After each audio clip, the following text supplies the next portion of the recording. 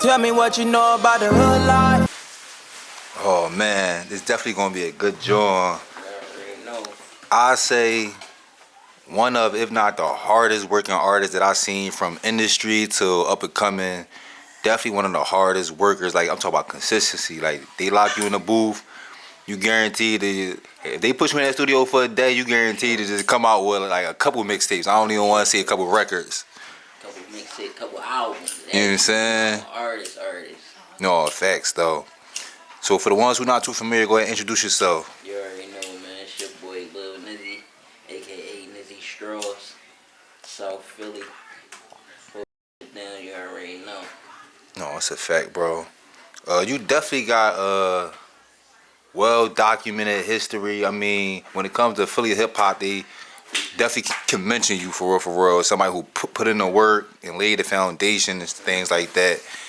So, before we get into the music, just talk about your young boy days. How was it for you coming up in Philly?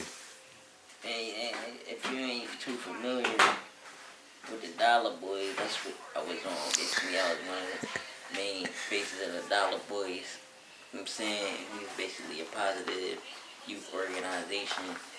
Well, positive. No, Dollar Boy is definitely that. They definitely like when it comes to that wave and like the party scene and just man active. They definitely was like them guys for real, for We real. set the standard for all these young boys, like all this new shit, that's gonna shake that shit and all that. We Mm-hmm. set the standard in the video on that shit, like, so it's like, yeah. No, that's a fact though. So, who else was in the Dollar Boys during the time you was in That there? was me, Rico Havoc, Young Boy Woody, Man, Ezra, Bankroll Gambino, Long Live, Mm. Bankroll. Um, it was quite a few niggas, like, but as you know, me, Rico Havoc, we went and like took further than what it was. My man, Wahando, Deep Wahando. Who Mm-hmm. else? I ain't gonna lie, when I seen That that was clip of you dancing in the joint, I was kind of mad. I'm like, yo, this nigga was a Dollar Boy. You could have been me. like, But that was before like the dancing wave was kind of he was doing cool. everything, bro. At first, boxing really was my first love. Mm. Like I fell in love with. I was on a boxing tip, but then I was home and I used to watch the Dollar Boy videos. I used to see Woody and them. And I was like, man, like this look like some shit I'd be into, like. So then I started doing state practice and shit, and I just got involved with that shit. And then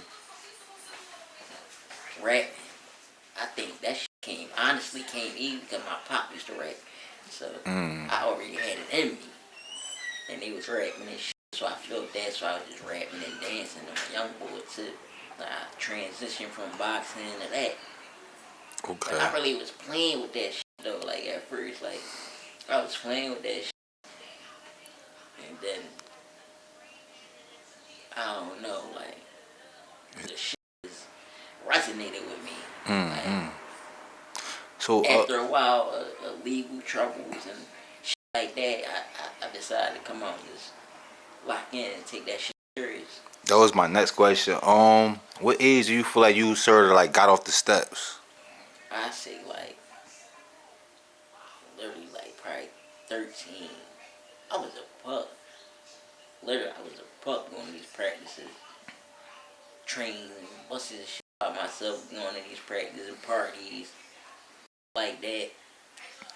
Yeah, I was a pup literally like 12, 13. What was the vibes like back then? Cause it was a whole different of era of Philly, and this was like pre-Shake That, and so y'all really did lay the foundation for like what's going on. During a time like when Asia Star and all was on YouTube and shit like that, like so this like really the trendsetters like in a bitty, like we talking legends like this, like when Core and Mm. the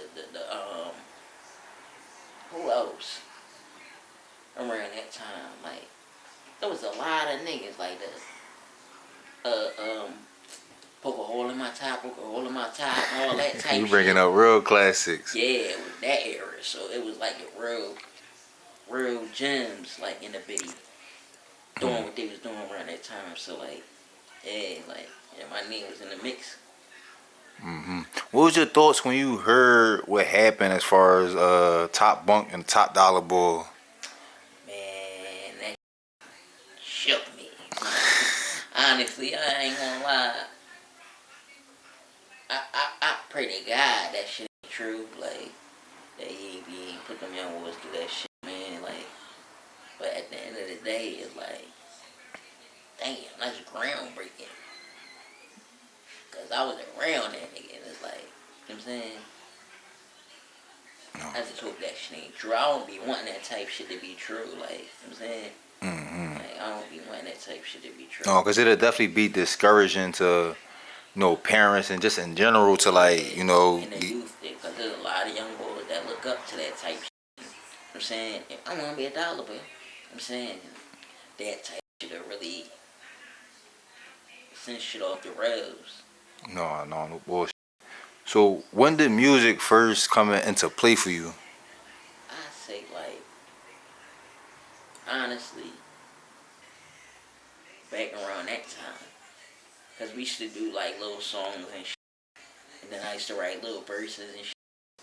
But I say, I really started taking it serious after I came home from my bids. My Vision Quest bid. I was supposed to do Juvenile Life. Damn. Yeah, I was supposed to do Juvenile Life, George Jr. and shit. I came home from Vision Quest, and I went and I really locked in. And that's around the time Diary of a Drippy Kid and 30 Young Boy. Okay. Which was Terry and shit like that. No, we definitely gonna get into it, bro. Cause yo, That's a lot out it's like I'll talk about workhorse, bro. No Yeah. bullshit. So if it ain't too detailed, what did you end up getting arrested for during your youth? Around that time, what was I booked for around that time? It was past the laptop shit. I remember I got booked for trying to steal a laptop from school. Shout out to you for keeping it real. You was on your knee buck? Yeah, I ain't gonna lie. I was on some bullshit. Like, I got booked.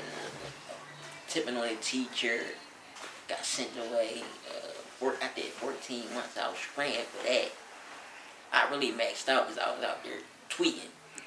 I was only supposed to do like 8 to 12 for real. Yeah, 8 to 12. And maxed out, wound up doing 14, came home. And that's when I really started, like, transitioning to, like, creativity. Yeah. Trying to put my energy in the better shit. And that's when, like, around, like, down the road, I got booked. I'm not sure. I mean, I did a lot of shit. No, you was definitely one of them young boys. You was active sure. off the steps Yeah, and all like, that. I'm not sure exactly what I got booked for at that time. But around that time, it was the judge. He wasn't happy to me. He wasn't too happy with me. Okay. And wanted to send me to juvenile life. I was supposed to spend the rest of my juvenile years at George Jr. And they had me at Vision Quest. And then miraculously, I came home from Vision Quest. Ain't even had to do juvenile life. That's clutch. So what was some of the things that you learned about yourself and just in general when you was at Vision Quest?